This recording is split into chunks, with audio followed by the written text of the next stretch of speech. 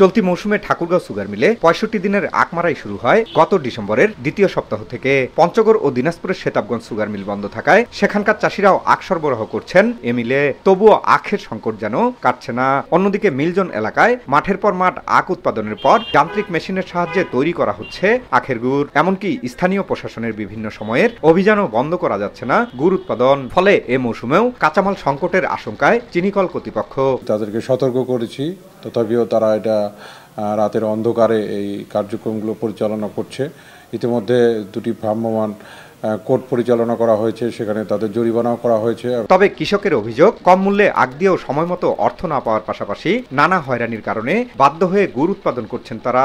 আমরা জমিতে নিজের জমিতে আবাদ লাগাই, হয়তো 2-4-5 কাঠা আলু লাগাইতে হয়, ভুট্টা লাগাইতে হয়।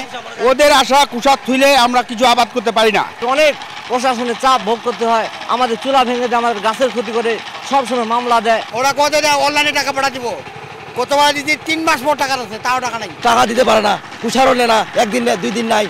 বাধ্য আমরা গুড় তৈরি করে সেগুলো উপার্জন করে সংসার হালাল রুজি করে সংসার করে চালাই। এই আখের দামটা যদি সরকার আরো বেশি বৃদ্ধি করে, তাহলে আমার মনে হয় যে আখ চাষিরা আরো আখের প্রতি আর আগ্রহ জাগবে যে আমরা আখ বেশি বেশি আবাদ করব।